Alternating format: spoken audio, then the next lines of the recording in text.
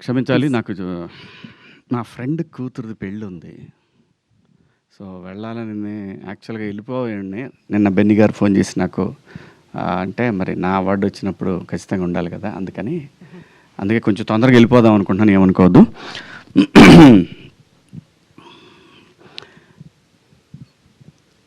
Women's day సందర్భంగా ప్రతి ఆడపిల్లకి, ప్రతి అమ్మకి, అందరికీ నా హృదయపూర్వక శుభాకాంక్షలు.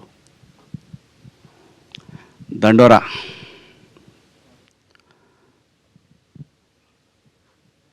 నేనొకటి నమ్ముతాను. మనకిది పని అవ్వలేదంటే ఇంకా ఏదో పెద్దది పని అవుద్ది అనేది నేనెప్పుడు బలంగా నమ్మి ముందుకు పోయేటటువంటి విషయం అనమాట. ఇది కాలేదా, ఇంకా ఏదో దీనికన్నా పెద్దది మనకుంది.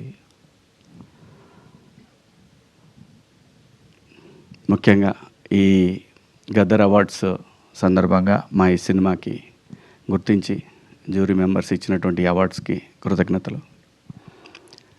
నేనైతే బలంగా కోరుకుంటాను, అవకాశం ఉంటే నాకు ఇన్స్టెడ్ ఆఫ్ శివాజీ డైరెక్టర్కి ఇవ్వాలని నేనైతే బలంగా కోరుకుంటా.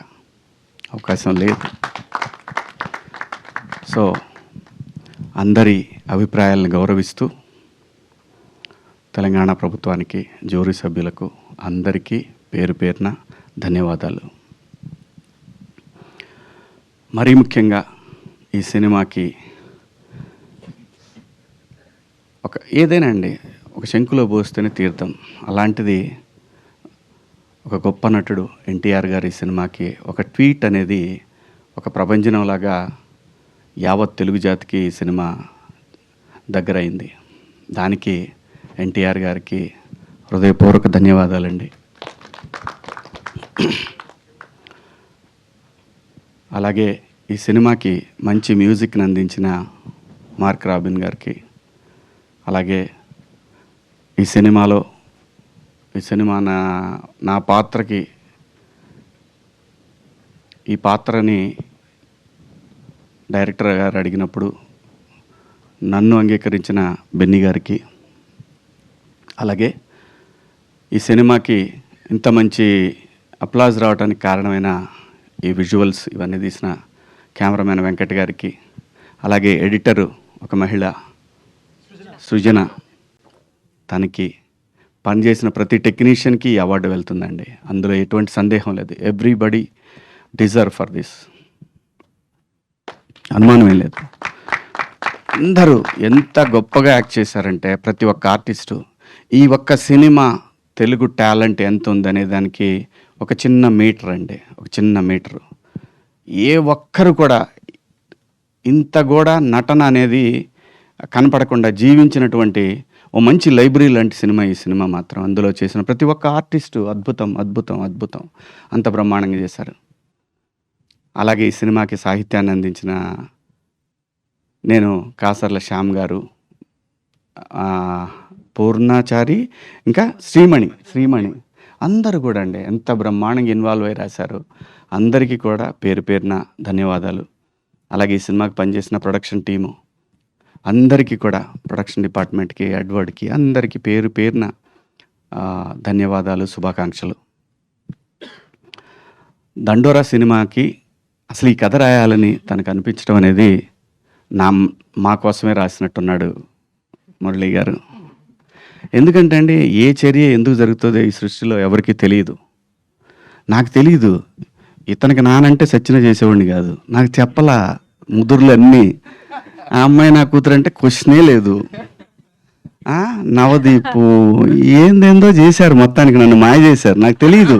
ఓన్లీ నేను ఈ సినిమా కథ చెప్తున్నప్పుడు వీళ్ళందరూ ఉన్నారనే విషయం, వీళ్ళందరితో షూటింగ్ అయిపోయిందనే విషయం, నేను లొకేషన్ పోయిందా తెలియదు నాకు. అమ్మ తోడు ఎవడు చేస్తాడు, నేను నందు కొడుకండి ఎట్టున్నాడు.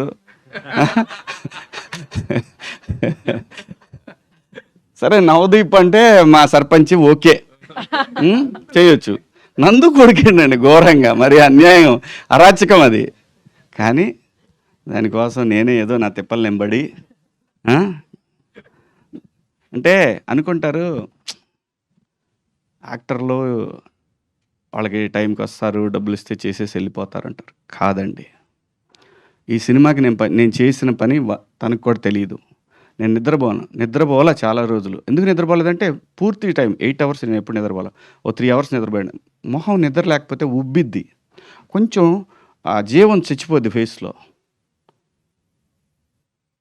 లేకపోతే వీళ్ళకి ఫాదర్ అంటే ఎవడు నమ్ముతాడు? ఫ్రెష్‌గా తయారొస్తే ఇతని ఫాదర్ ఏంటి ఫ్రెండ్ అన్నా కూడా నమ్మరు. నేను. Trust me. నాకు ఆ గిఫ్ట్ ఇచ్చాడు భగవంతుడు. గడ్డం తీస్తే ఓ రకంగా ఉంటాను. గడ్డం పెంచితే ఓ రకంగా ఉంటాను. రంగు అయిపోతే ఇంకో రకంగా ఉంటాను. ఇది నిజం. అది గాడ్ గిఫ్ట్. దాన్ని అబ్యూజ్ చేయకూడదు మనం. ఆర్టిస్టులుగా అబ్యూజ్ చేయకుండా ఉంటే చాలా దూరం వెళ్ళొచ్చు అనమాట. అది నేను బలంగా నమ్ముతాను. ఎందుకంటే దీని మీద బతకడానికి, ఈ సినిమా మీద బతకడానికి, దీని ద్వారా ఫ్యామిలీని, నెక్స్ట్ జనరేషన్స్ని ఇంకా ముందుకు తీసుకెళ్ళటానికి ఒక అద్భుతమైనటువంటి అవకాశం. దీన్ని నేను ఏ రోజు అబ్యూజ్ చేయలా. అది రెమ్యునరేషన్స్ విషయం కానివ్వండి, పని చేసే విషయంలో కానివ్వండి, టైమింగ్స్ కానివ్వండి, టైంకి వణుకొచ్చేస్తాయి. ఖచ్చితంగా యూనిట్ వెంత సహా ఉండేవాడిని మొదటి రోజు నుంచి. ఇప్పుడు కాదు, ఎందుకంటే ఆకలి విలువ తెలిసిన వాళ్ళం. సో కాబట్టి ఇది దైవంతో సమానం ఈ పని అనేది. అంత మంచి అవకాశాన్ని ఈ సినిమాలో నేను ఈ సినిమా కనెక్ట్ అయింది, మళ్ళీ చెప్తున్నా, నేను ఈ సినిమా కథకి కనెక్ట్ అయింది కేవలం నేను ఈ సినిమా చేయటానికి నాకు విపరీతమైన ప్రొవోక్ చేసినటువంటి ఒక పాత్ర రాధ్య. ఆ పాత్ర కనుక లేకపోతే, అదే బిందుమాధవి కూతురు, ఆ పాత్రలో అయితే నేను చేయను ఈ సినిమా. అమ్మతోడు ఈ సినిమా మొత్తానికి ప్రాణం ఆ పాత్ర. అక్కడ ఆ పార్ట్, అది నందు ఆ పాపని అక్కడ ఆ హౌస్ దగ్గర వదిలిపెట్టాడు అని చెప్పినప్పుడు ఒక క్షణం మంచినీళ్ళు తాగాను నేను మా ఆఫీస్ రూమ్లో. తనకి కథ చెప్తున్నప్పుడు చేద్దాం ఈ సినిమాని ఫిక్స్ అయ్యాను. అంత ఆ పాప కూడా ఎంత బాగా చేసింది, అసలు ఎంత అద్భుతంగా చేసింది అంటే గూస్ బంప్స్ మూమెంట్స్ ఉంటాయి సినిమాలో.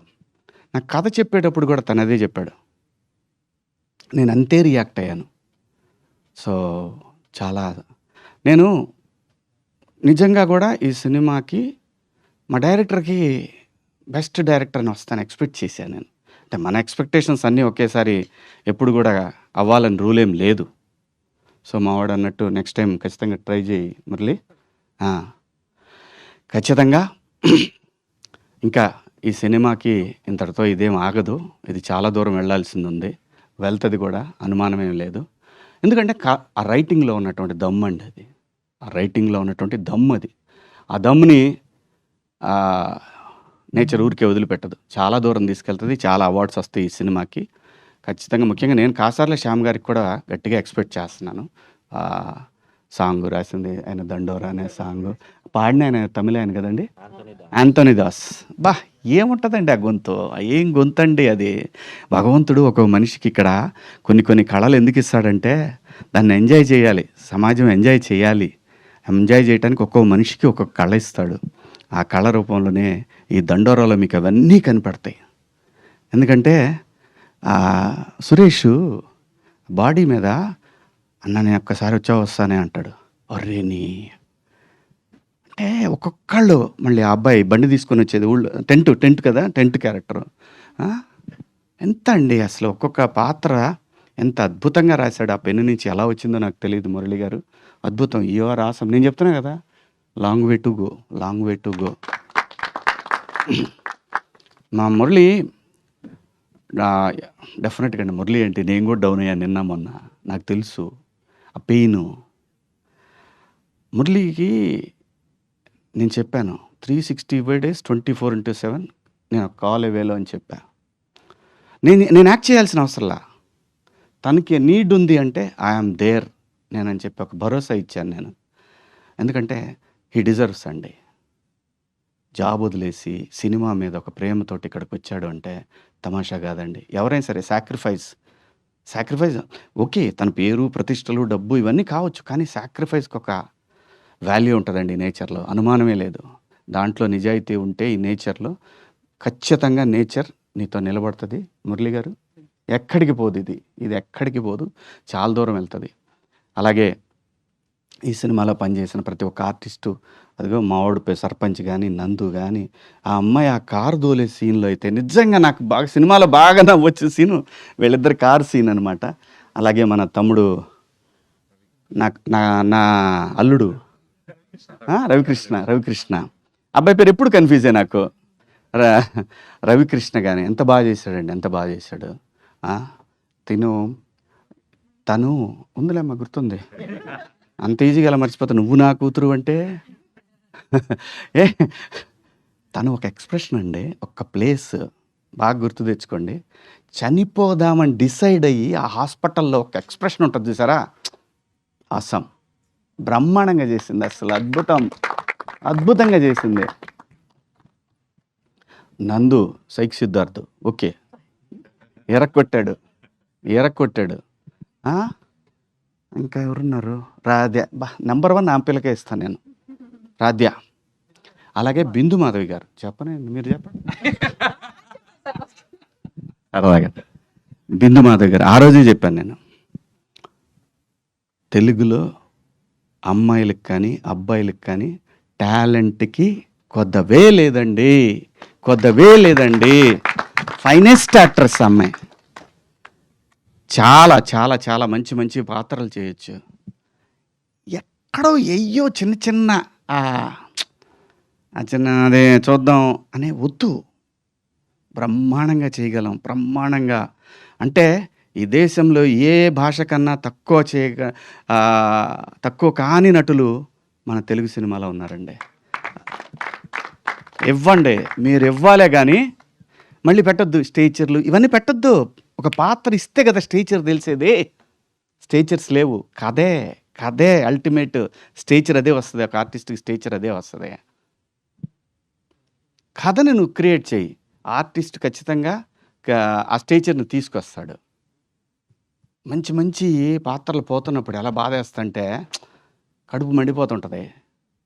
చేయగలిగింది ఏమీ లేదు, ఆకలి అయితే అన్నం తింటాం తప్ప. సో అది ఆయన ఎంత బాగా చేశాడు, బ్రహ్మాండంగా. వీళ్ళందరూ ఇంగ్లీష్లో మాట్లాడుతారు, నాకు టెన్షన్ అవుద్ది, నేనేం మాట్లాడాలని.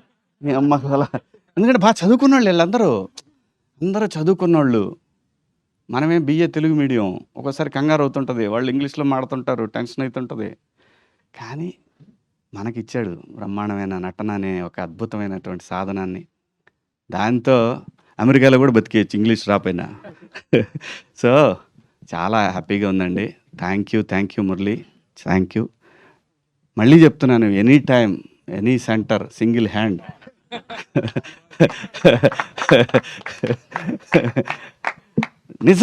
నిజంగా మురళి చాలా గొప్ప డైరెక్టర్ అవుతాడు. ఇంకా భవిష్యత్తులో మంచి సినిమాలు చేస్తాడు ఆయన సినిమాలకి నేను పని చేయకపోయినా మురళితో ఉంటాను, ఇది నా ప్రామిస్, అనుమానమే లేదు. ఇంకెవరి గురించి చెప్పాలా, ఇంకెవరున్నారు? మనందరూ రాజశేఖర్ గారు, మాది జర్నీ నడుస్తూనే ఉంది.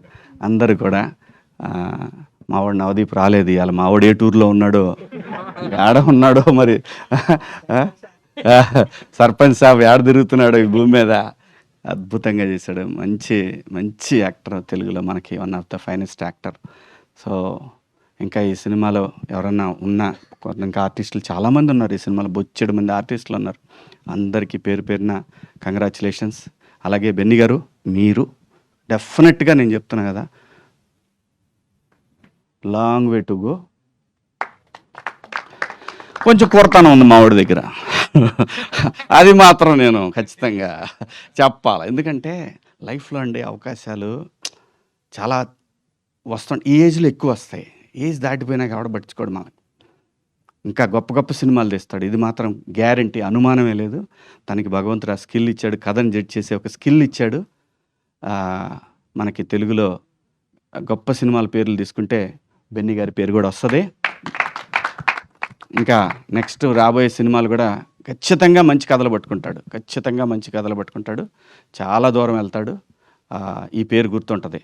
అలాగే మురళి గారి పేరు ఎట్లయితే గుర్తుంటుందో ఈ పేరు కూడా గుర్తుంటుంది ఖచ్చితంగా. అందరికీ ఈ సినిమాకి సహకరించిన మీడియా మిత్రులకు, తెలంగాణ ప్రభుత్వానికి, అలాగే జ్యూరీ సభ్యులకు, ప్రతి ఒక్కళ్ళకి కూడా పేరున ధన్యవాదాలు. Thank you so much. I love you all. Thank you sir, thank you so much.